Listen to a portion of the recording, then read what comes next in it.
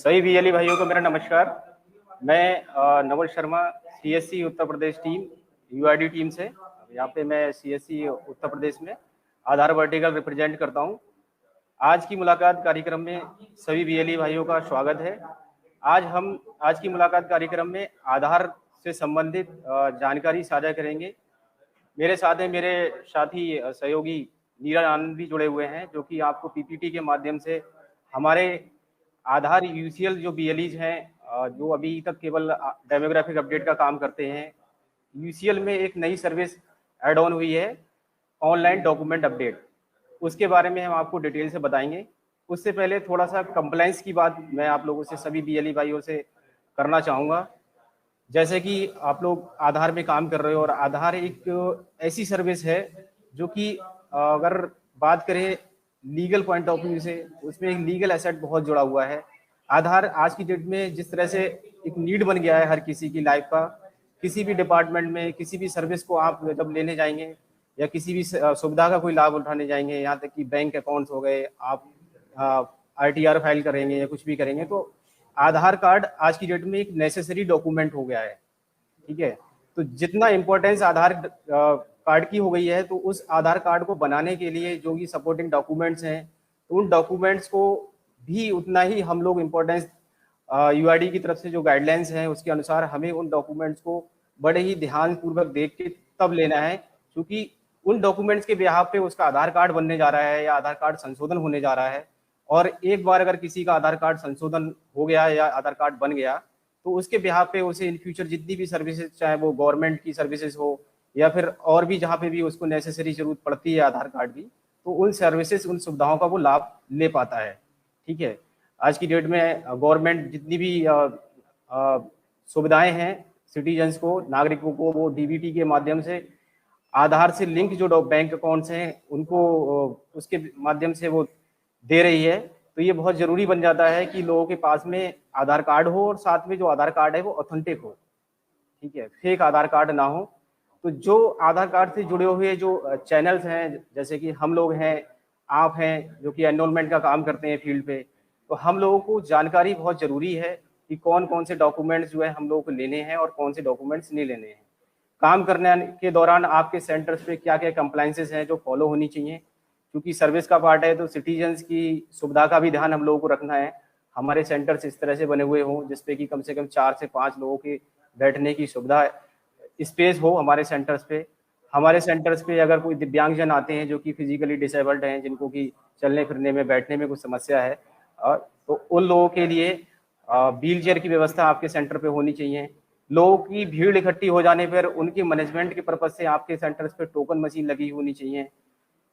किसी भी तरह की कोई भी अनाधिकृत अगर कोई भी एक्टिविटी आपके सेंटर पे होती है, तो उसको ट्रेस करने के लिए आपके सेंटर्स पे सीसीटीवी कैमरे लगे होने चाहिए। जो भी सेंटर्स पे आपके रेजिडेंट आ रहे हैं, कस्टमर्स आ रहे हैं, उनके जो भी विजिट करता है रेजिडेंट, उसका एक विजिटर रजिस्टर बना हुआ हो कि वो किस काम के पर्पस के लिए आया और आपने उसका क्या काम किया। उस विजिटर रजिस्टर में आपके फीडबैक का भी कॉलम होना चाहिए कि जब वो आपसे कोई काम करा के गया तो उसकी फीडबैक क्या रही, उसका एक्सपीरियंस क्या रहा, आपने जो भी उसका काम किया। क्योंकि देखिए, आप सीएससी से कुछ बीएलई भाई हमारे 5-10 साल से भी जुड़े हुए होंगे, काफ़ी पुराने समय से जुड़े हुए हैं। तो सीएससी एक अपने आप में एक मॉल है। आपका जो सेंटर है, केवल आप आधार की सर्विस नहीं देते हैं, आपके पास में मल्टीपल सर्विसेज हैं। अगर मैं यूसीएल की बात करूं, आधार यूसीएल आप तब ले पाए होंगे, इससे पहले आपके पास में बैंक पीसी रहा होगा। तो जिस प्रकार मैंने बताया कि एक लीगल पार्ट जुड़ा रहता है हमेशा आधार की सर्विस के साथ में, वैसे ही बैंकिंग भी अपने आप में एक वैसी सर्विस है जिसमें कि आप लोगों के साथ में लीगल चीज जुड़ी हुई है। आप ऐसी सर्विस दे रहे हैं बैंकिंग जिसमें कि लोगों के फाइनेंशियल क्राइसिस का भी चांसेस रहता है, कई बार लोगों के साथ फ्रॉड हो जाता है पैसे लेन देन के लेके। तो आप लोगों को बैंकिंग की सर्विसेज देने के पर्पज से भी कंप्लायंसेस बहुत सारी हैं। बैंकिंग टीम बताती रहती है आए दिन कि आप लोगों के पास में रजिस्टर मेंटेन होने चाहिए कि जो कस्टमर कोई पैसा निकालवाने आपके सेंटर पे आया या उसने डिपॉजिट किया, तो कौन कस्टमर था, उसका नाम क्या था, पता क्या था, और उससे आपने कितना अमाउंट उसका विड्रॉ किया या डिपॉजिट किया। जो भी है सर्विसेज आप अपने सेंटर्स पे दे रहे हैं, तो उसके पर्पज से कस्टमर विजिटर रजिस्टर बहुत जरूरी है। और कस्टमर विजिटर रजिस्टर के साथ साथ आप लोगों को एक रेजिडेंट का रजिस्टर आधार के पर्पज से बनाना है, जिसमें कि आप आधार से संबंधित उसका चाहे डेमोग्राफिक अपडेट करते हैं, बायोमेट्रिक बायोमेट्रिक तो आप करते नहीं, केवल डेमोग्राफिक करते हैं, जिसमें कि आप नाम, पता, मोबाइल नंबर उसका या फिर मेल आईडी जो भी आपने उसका काम किया। और उसके साथ ही क्योंकि आप लोग केवल अपडेट का काम करते हैं, उसमें भी डेमोग्राफिक अपडेट, तो उसके लिए एक निश्चित यूआईडी की तरफ से 50 रुपए फीस है मानक के अनुसार, वही आपको रेजिडेंट से लेनी होती है। तो रजिस्टर का जो फॉर्मेट है आप लोगों को हम लोगों ने शेयर किया हुआ है मेल पे भी, ठीक है। तो मेल के माध्यम से जो रजिस्टर दिए गए हैं, हमने ग्रुप बनाए हुए हैं अपने टेस्टी वाइज, ग्रुप में भी हम लोग जो कंप्लाइंसेस आप लोगों को फॉलो करनी है, आधार का काम करने के दौरान जो चीज़ें ध्यान रखनी है, वो चीज़ भी हम लोगों को आपको सर्कुलेट करते रहते हैं। डिस्ट्रिक्ट हमारी डिस्ट्रिक्ट टीम है जो कि आप लोगों के सेंटर्स विजिट करती है, आपको गाइड करने की कोशिश करती है कि क्या कमियां आप लोग अपने सेंटर्स पे कर रहे हैं। तो डिजिटल रजिस्टर आप लोग जरूर बनाएं, बहुत बड़ा इंपॉर्टेंस है। कई बार जब सेंटर्स हम लोग विजिट करते हैं तो सबसे जरूरी चीज जो कि जैसे आपने अगर काम स्टार्ट किया है तो सबसे पहले आपने आधार का सुपरवाइजर टेस्ट पास किया, ठीक है। सुपरवाइजर टेस्ट पास किया होगा, बैंक डीसी आपका होना चाहिए। आपने जब आपका क्रेडेंशियल बन गया तो साथ में आपको इंटरनेट, चूंकि हम लोग स्टैटिक आईपी पे काम करते हैं तो स्टैटिक आईपी मैंडेटरी है, इंटरनेट स्टैटिक आईपी वाला चाहिए होता है हम लोगों को। उसके साथ में हार्डवेयर की अगर रिक्वायरमेंट में बात करूं, लैपटॉप आपने परचेज किया होगा, लैपटॉप की कॉन्फ़िगरेशन हम लोगों ने जो बताई हुई उसके कॉन्फ़िगरेशन के अकॉर्डिंग आपने लैपटॉप परचेज किया, स्टैटिक आईपी ली, सिंगल आइरिस सिंगल फिंगरप्रिंट आपने डिवाइसेस परचेज की। तो इतना सब कुछ आपने पूरा हार्डवेयर इंफ्रास्ट्रक्चर अपना बनाया। और उसके बावजूद अगर हम जब सेंटर विजिट करते हैं तो चीज़ें पता लगती हैं कि सर वो हम रजिस्टर नहीं बना पाए, या रजिस्टर हमारा खो गया, या रजिस्टर जो है हमारा बच्चों ने फाड़ दिया। इस तरह की चीज़ें मिलती हैं सुनने के लिए, ये सर एक मौका दे दीजिए, हम रजिस्टर आगे से बना लेंगे। तो प्लीज़ कृपया करके, क्योंकि आधार अपडेट का काम केवल हम लोग ही करते हैं, सीएससी ही करती है, तो बहुत सारी चीज़ें हैं, हम लोगों पे बहुत निगाहें हैं कि हम लोग अपना जो काम है, एक तो लोगों की सुविधाजनक तरीके से उनको सर्विस दें उनके, और दूसरा किसी से ओवर चार्ज ना करें, व्यवहार अच्छा रखें कस्टमर के साथ में, ओवर चार्ज बिल्कुल नहीं करना है। आने वाले समय में हम जो अभी आपको आज लाइव सेशन रखा है उसमें ऑनलाइन डॉक्यूमेंट अपडेट की जो सर्विस बताने जा रहे हैं, उसमें आपको बहुत स्कोप है आने वाले समय में, क्योंकि जिस तरह से यूआईडीआई ने बताया है, जो गाइडलाइन जारी हुई है 2015 से पहले जिनके भी आधार बने हैं, 2015 से पहले जिन लोगों के आधार बने हुए हैं, सभी लोगों को अपनी केवाईसी, अपने पीओआई और पीओए आईडी एड्रेस प्रूफ आप लोगों के सेंटर्स के पास आके और अपडेट कराना है। उसका चार्जेस भी आप लोग जैसे अभी डेमोग्राफी अपडेट के लिए किसी का नाम, पता, जन्म तिथि, मोबाइल नंबर, मेल आईडी कुछ भी सही करते हैं तो 50 रुपए चार्ज करते हैं रेजिडेंट से। सेम वे में यूआईडीआई ने इस काम के लिए भी केवल डॉक्यूमेंट अपडेट करने के लिए 50 रुपए चार्जेस आप लोगों के लिए रखे हैं, या आपको रेजिडेंट से वो लेने हैं। और एक बहुत बड़ा नंबर है जो कि अगर बात करूं मैं, यूआईडीआई की तरफ से थोड़ा सा हिंट्स दी है हम लोगों को, नंबर्स बताए गए हैं, तो बहुत बड़ा नंबर है एक, जो कि 2015 से पहले आधार कार्ड बन चुके हैं यूपी में। तो आप लोग अपने सेंटर्स को बनाए रखने के लिए यूआईडीआई की जो गाइडलाइन है उसके अनुरूप काम करिए प्लीज, क्योंकि पिछले कुछ महीनों से बहुत ज्यादा कंप्लेंट्स आ रही हैं। जो जिन लोगों को काम नहीं मिल पा रहा है या फिर जिनके सेंटर्स कई बार बंद हो जाते हैं, तो उनको लगता है कि यार मेरा काम बंद हो गया तो और लोग भी काम कर रहे हैं, उनका काम नहीं, ऐसा नहीं।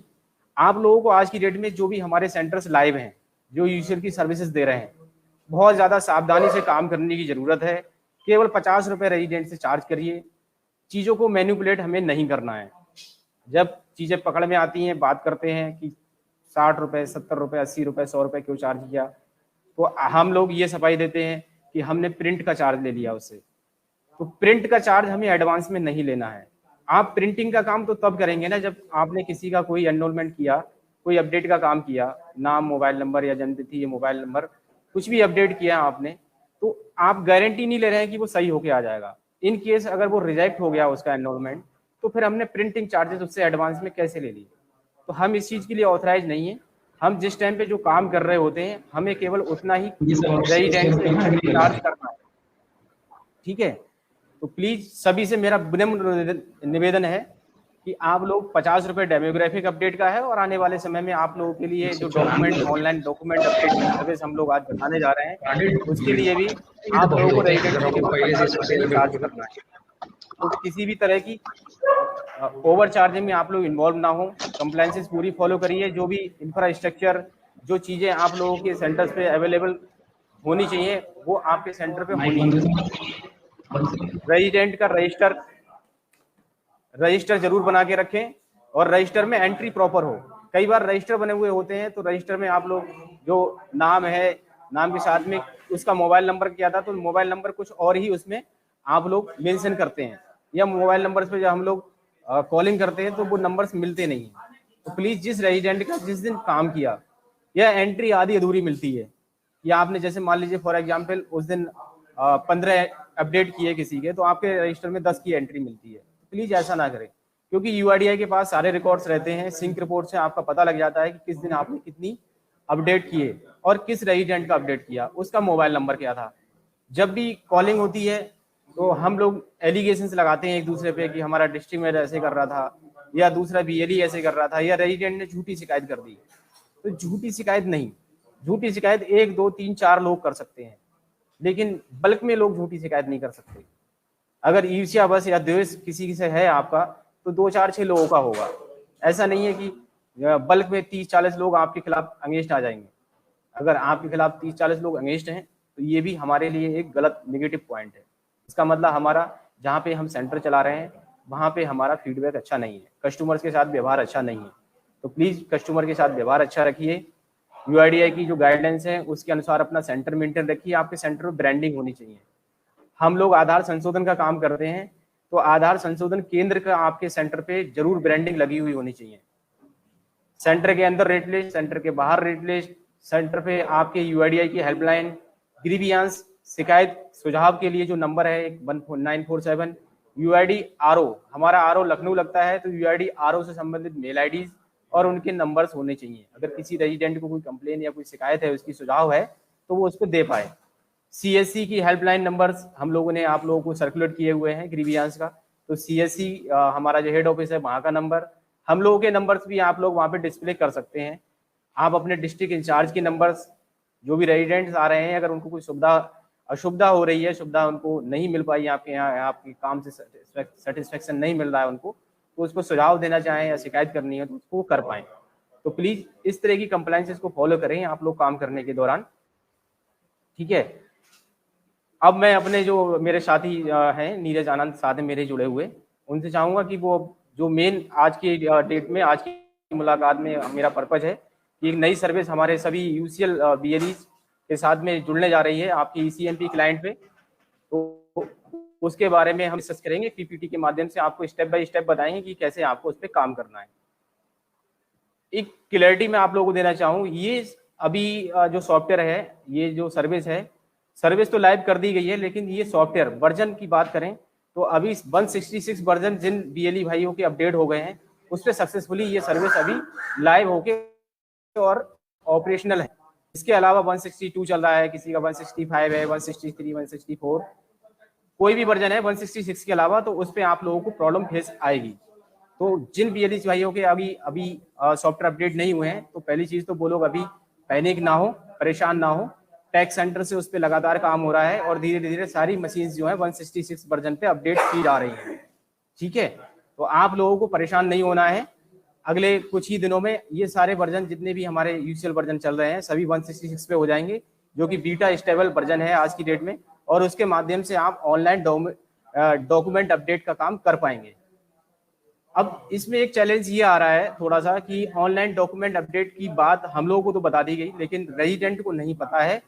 तो उसके लिए यूआईडीआई से भी गाइडलाइन जारी की जा रही हैं कि जो भी लोग जिनके आधार कार्ड 2015 से पहले बने हुए हैं, डिस्ट्रिक्ट एडमिनिस्ट्रेशन को भी यहाँ से यूआईडीआई ने सर्कुलर जारी किए हैं, वहां से भी पुश किया जाएगा कि रेजिडेंट को अवेयरनेस न्यूज़पेपर्स के माध्यम से, जो भी मीडियम है उसके माध्यम से लोगों तक पहुंचाई जाएगी जानकारी ये कि जिन लोगों के आधार कार्ड 2015 से पहले बने हुए हैं, वो लोग अपने पीओआई और पीओए सभी लोग अपने नियरेस्ट हमारे सीएससी आधार संशोधन केंद्र या जो भी और भी हमारे आधार सेवा केंद्र खुले हुए हैं, उन पे जाके अपने पीओआई और POA ID address proof update करा लें। तो अब हम लोग स्टार्ट करते हैं पीपीटी के माध्यम से आप लोगों को बताने के लिए कि किस तरह से आप लोगों के जो यूसीएल वर्जन है उस पर ये सर्विस आ रही है और किस ऑप्शन पे जाके क्या क्या स्टॉप फॉलो करने हैं आप लोगों को इस सर्विस को पूरा करने के लिए। नीरज स्क्रीन शेयर कर दीजिए आप नहीं?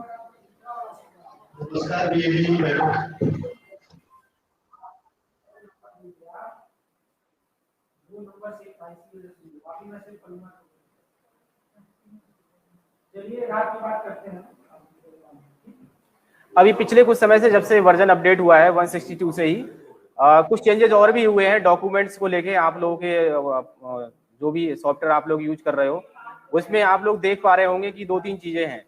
अगर मैं आपको मोटा मोटा बताना चाहूँ तो सबसे पहले एक चेंज ये हुआ कि आप लोग जब पहले मार्कशीट लेते थे, कोई भी मतलब रेजिडेंट है जिसको कि अपने नाम में कोई करेक्शन कराना है तो मार्कशीट लेते थे आप लोग, या फिर डेट ऑफ बर्थ में कुछ करेक्शन कराना है तो मार्कशीट वाला ऑप्शन आप लोग नाम संशोधन के लिए यूज करते थे, जो कि आज की डेट में सर्टिफिकेट के रूप में आती है, जिसमें फोटो आईडी लगा रहता है, फोटो है।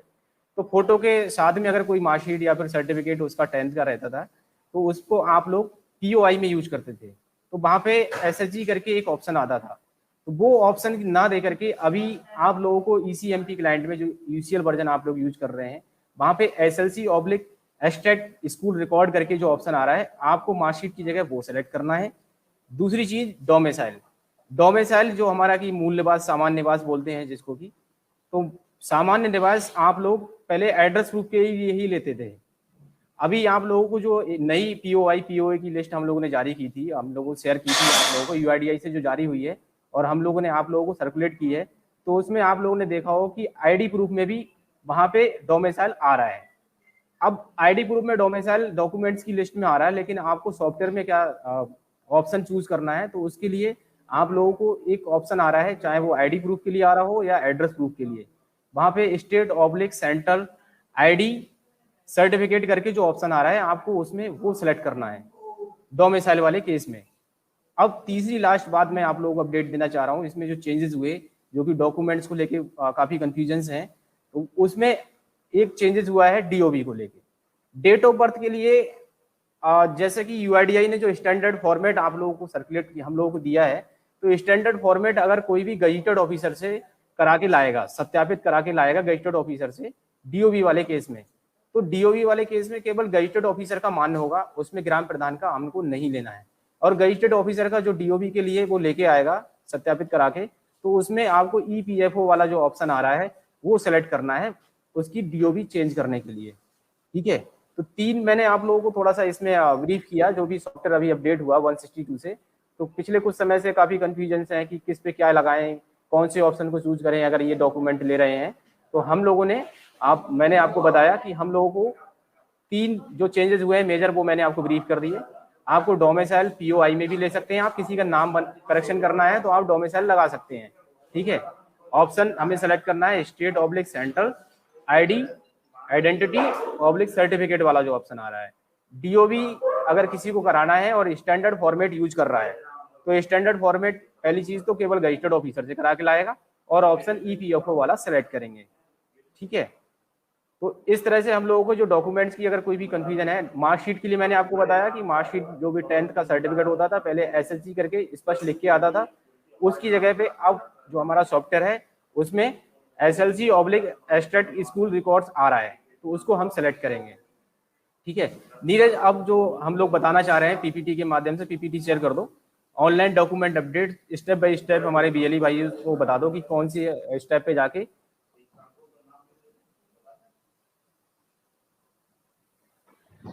सारे बीएलई भाइयों को नमस्कार। मेरा नाम नीरज कुमार आनंद है, मैं सीएससी वाईडी टीम यूपी से हूँ और अभी हम लोग एक नए फीचर्स के बारे में देख रहे हैं, ऑनलाइन डॉक्यूमेंट अपडेट, जो हमारे यूसीएल में भी है और एएसके में भी है। तो हम यूसीएल के बारे में भी डिस्कस करेंगे। इसमें ऑनलाइन डॉक्यूमेंट अपडेट आपका लाइफ साइकिल चेंजेस में जाएंगे, वहां पे ऑनलाइन डॉक्यूमेंट अपडेट का ऑप्शन है, उस ऑनलाइन डॉक्यूमेंट अपडेट पे आपको क्लिक करना है।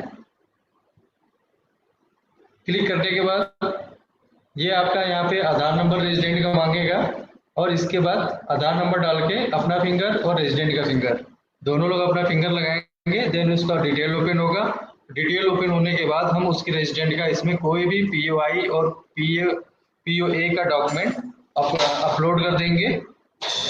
ये प्रोसेस हम लोग क्यों कर रहे हैं, क्योंकि अभी हम लोग का जो आधार कार्ड अभी 2015 से पहले जितने बने हुए हैं, जो डॉक्यूमेंट कुछ लोग अपलोड नहीं कर पाए हैं या किसी वजह से डॉक्यूमेंट उनका नहीं लगा और आधार कार्ड जनरेट हो गया है, उस केसेस में हमको क्या करना है कि हम उनका डॉक्यूमेंट अपलोड करना है, कोई भी पीओआई और पीओए का। ठीक है ना। ये ऑनलाइन डॉक्यूमेंट अपडेट में किसी भी रेजिडेंट का हम लोग कोई भी पीओआई और पीओए का डॉक्यूमेंट अपलोड कर सकते हैं, और इसका 50 रुपीज चार्ज कटेगा। Double sir.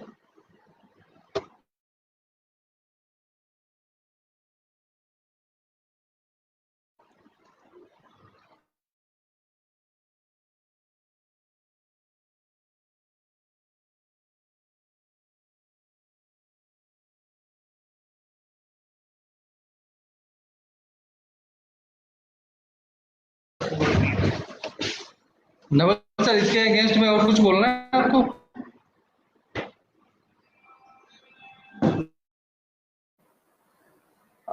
नहीं नीरज, कंटिन्यू करो, पीपीटी के माध्यम से थोड़ा स्टेप क्लियर कर दो बीएलईस को।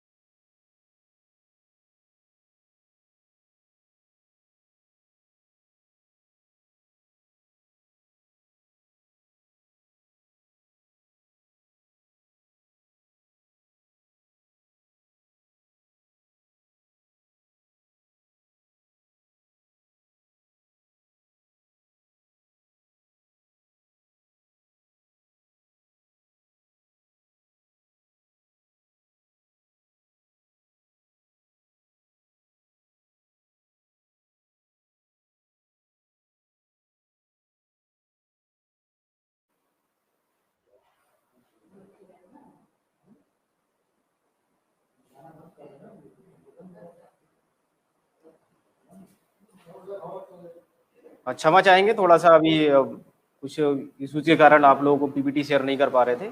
जैसा कि मेरे साथी नीरा आनंद ने बताया आप लोगों को, लाइव स्क्रीन के माध्यम से उन्होंने डेमो दिखाया सॉफ्टवेयर पे कि किस तरह से हम लोगों को ऑनलाइन डॉक्यूमेंट अपडेट के लिए प्रोसेस फॉलो करना है और कहाँ पे जाके करना है। मैं पीपीटी के माध्यम से पूरा एक एनरोलमेंट आप लोगों को बताना चाहूंगा।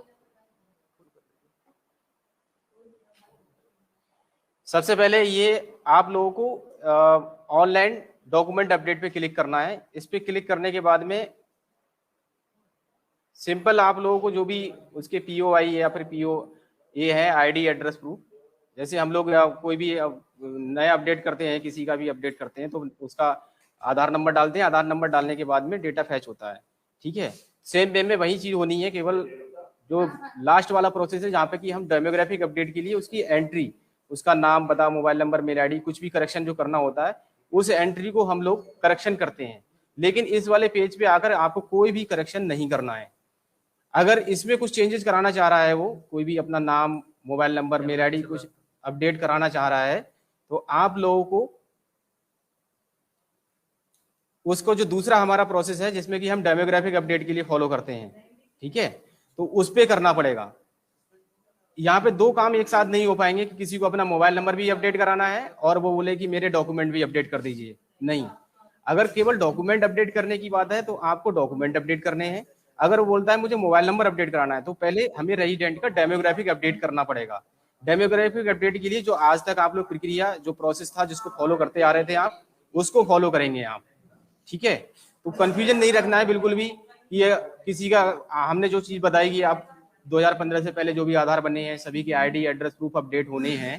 तो अब कोई रेजिडेंट चाहे कि मुझे मोबाइल नंबर भी लगवाना है साथ में, जैसे अभी क्या होता है आप लोग डेमोग्राफिक अपडेट करते समय चाहे वो नाम सही कराए, मोबाइल नंबर अपडेट कराए, डीओबी कराए, कोई भी काम कराता है अगर डेमोग्राफिक अपडेट से संबंधित तो सारा आप एक साथ कर देते हो। लेकिन चूंकि ये सर्विस बिल्कुल अलग है, ये आपको जो आपका यूजुअल सॉफ्टवेयर है उस पर लिंक भी अलग तरीके से आ रहा है, एक अलग लिंक दिया गया है, तो आपको जो लिंक सेलेक्ट करेंगे उस लिंक से संबंधित जो सर्विस है वही सर्विस दे पाएंगे।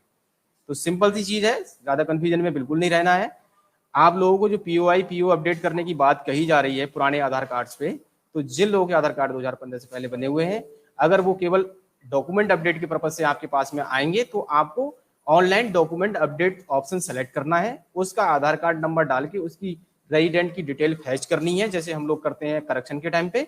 और रेजिडेंट की डिटेल इस तरह से पूरा स्क्रीन पे जब खुल जाएगी तो आप लोगों को इस वाली स्क्रीन को स्किप कर देना है, नेक्स्ट करके नेक्स्ट पेज पे पहुंचना है जहां पे ही आप लोग कोई भी करेक्शन करते थे तो आईडी, एड्रेस प्रूफ उसका सेलेक्ट करके और स्कैन करते थे डॉक्यूमेंट, जो भी रिलेवेंट डॉक्यूमेंट होता था उसका आईडी प्रूफ या फिर एड्रेस प्रूफ वो सिलेक्ट करते थे हम लोग और स्कैन करते थे।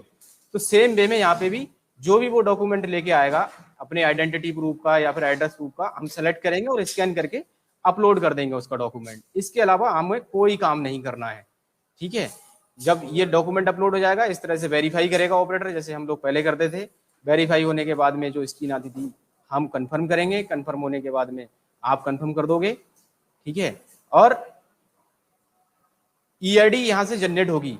जब आप लोग जिस तरह से अभी डेमोग्राफी अपडेट करते थे तो ईआईडी जनरेट होती थी, एक एनरोलमेंट स्लिप जनरेट होती है, सेम वे में ईआईडी जनरेट होगी। आप उसको जो है अपडेट करोगे और लास्ट में जिस तरह से आप लोग पैक कोड जनरेट करते थे, पैक कोड जनरेट होने के बाद पैक वैलिडेट होता था, सेम प्रोसेस इसमें भी होगा। क्योंकि आप 50 रुपए रेजिडेंट से लेने के लिए आपको ऑथराइज किया जा रहा है, तो जैसे हम डेमोग्राफिक अपडेट करते समय पैक कोड जनरेट करते हैं तो वहां पे 50 रुपए हम पैक कोड है, फीस उसकी 50 रुपए रेजिडेंट से चार्ज करते हैं और जो भी आपका शेयर है सीएससी और बीएलईज का हमारे, तो उसके अकॉर्डिंग फीस डिडक्ट होती है। तो ये प्रक्रिया है पूरी। इसमें एक चीज विशेषता ध्यान रखनी है आप लोगों को डॉक्यूमेंट अपडेट करते समय कि जो भी रेजिडेंट अपने आईडी, एड्रेस प्रूफ लेके आ रहा है उसको, जो उसका आधार कार्ड बना हुआ है पहले से, उसके पास में जो आधार कार्ड है उस आधार कार्ड में जो एड्रेस है, जो एड्रेस प्रूफ लेके आया होगा उसमें जो एड्रेस मेंशन है, उसकी जो डॉक्यूमेंट जो अपडेट कराने जा रहा है उसमें एड्रेस है बिल्कुल सेम होना चाहिए। नाम है तो नाम भी बिल्कुल सेम होना चाहिए, उसकी डीओबी है तो डीओबी भी सेम होनी चाहिए। ऐसा नहीं होना चाहिए कि किसी का नाम है मनोज कुमार और वो जो डॉक्यूमेंट अब आईडी प्रूफ अपडेट कराने आया बोला कि मेरा अपना मुझे आईडी प्रूफ और मेरे एड्रेस प्रूफ अपडेट कर दो। ठीक है, तो उसमें जब आधार कार्ड बना हुआ था तो उसका मनोज कुमार था, लेकिन उसका जो आईडी प्रूफ है, वोटर आईडी मान लीजिए फॉर एग्जांपल, तो वोटर आईडी मनोज कुमार शर्मा लिखा हुआ है, तो इस केस में हम उसका डॉक्यूमेंट अपडेट नहीं करेंगे। उसके लिए पहले क्या करना होगा, उसका आधार कार्ड करेक्ट करना होगा, हमें उसका डेमोग्राफिक अपडेट करेंगे। जब उसकी डेमोग्राफिक डिटेल सही हो जाएगी तब हम उसके पीओआई अपडेट करेंगे। ठीक है ना, तो जो भी आप लोग डॉक्यूमेंट अपडेट करेंगे ये चीज हम लोग मैच करेंगे बिल्कुल कि जो डॉक्यूमेंट वो लेके आया है प्रेजेंट में, जो आधार कार्ड उसके पास में है उसकी वो डेमोग्राफिक डिटेल उसके हाथ में जो डॉक्यूमेंट्स हैं उससे बिल्कुल मैच होनी चाहिए।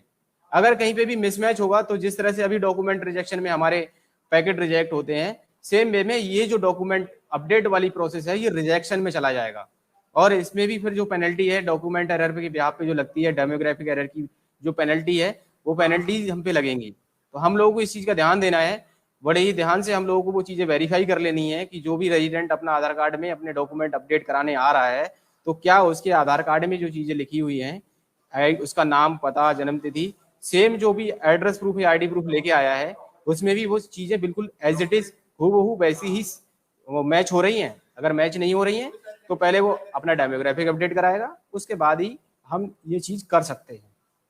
ठीक है, तो आप लोगों को जितना भी बीएलई भाई का हमारे 160 वर्जन अपडेट होता जा रहा है, आप लोग अपने घर परिवार से स्टार्ट कीजिए, क्योंकि सभी लोगों के आधार कार्ड पुराने ही बने हुए होंगे। ठीक है, इसके लिए मैंडेटरी बोला गया था कि आरडी सर्विस के साथ में डिवाइस होनी चाहिए। तो हमारे जितने भी बीएलई भाई हैं जो कि यूसीएल पे काम करते हैं, सभी के पास में आरडी सर्विस ऑलरेडी होती ही है, तो इसका कोई इशू है नहीं कि हम लोगों के पास में आरडी सर्विस है या नहीं है। ठीक है, तो सभी बीएलई भाइयों से अनुरोध है कि आप लोग जिनका भी 166 वर्जन अपडेट होता जा रहा है, आप लोग डॉक्यूमेंट ऑनलाइन अपडेट का जो नया ईसीएमपी आपकी यूसीएल सॉफ्टवेयर में ऑप्शन आया है, उसको इस तरह से आपको यूज करना है और लोगों की मदद करनी है कि उनके डॉक्यूमेंट जो है अपडेट हो जाएं। क्योंकि जैसा कि मैंने स्टार्टिंग में बताया, आधार अपने आप में बहुत ही आज की डेट में सेंसिटिव डॉक्यूमेंट हो चुका है। इसकी यूसेज, इसकी इंपॉर्टेंस को देखते हुए सभी लोगों के पास में वैलिड ऑथेंटिक डॉक्यूमेंट से बना हुआ आधार कार्ड होना चाहिए। ठीक है, इसलिए ये प्रक्रिया को दोबारा कराया जा रहा है कि, और ये प्रक्रिया हो सकता है आने वाली इन फ्यूचर यूआईडीआई गाइडलाइन जारी करेगी कि ये समय समय पे अपडेट कराने होंगे हम लोगों को। तो प्लीज सभी लोग जो भी रेजिडेंट्स हैं अपने घर परिवार से स्टार्ट कीजिए, जिन लोगों के भी 166 वर्जन पे यूसीएल सॉफ्टवेयर अपडेट होते जा रहे हैं, और जिनके अपडेट नहीं हो रहे हैं, ऑटो अपडेट नहीं हुआ है, तो परेशान नहीं होना है। वो धीरे धीरे टैक्स सेंटर उस पर काम कर रहा है। जैसे ही आप लोग अपडेट होते जाएंगे, आप इस सर्विस को कर पाएंगे और सभी के लिए सर्विस लाइव होगी। तो इसमें ये भी नहीं है कि कुछ एक बीएलई को ही दी जा रही है, ये यूआईडीआई की गाइडलाइन है, यूआईडी का सॉफ्टवेयर है। तो इस पे जैसे जैसे वर्जन अपडेट होते जाएंगे, आप लोग इस सर्विस को देने के लिए रेडी होते जाएंगे। ठीक है, कुछ लोगों के सॉफ्टवेयर ऑटो अपडेट नहीं होते हैं, कई बार कन्फ्यूजन आप लोग कॉल करते रहते हैं आए दिन। तो सर्विस में जाके आप ओटीए सर्विस को स्टार्ट करिए, स्टॉप करके स्टार्ट करके चेक करते रहिए, और आपके इंटरनेट की कनेक्टिविटी अच्छी होनी चाहिए।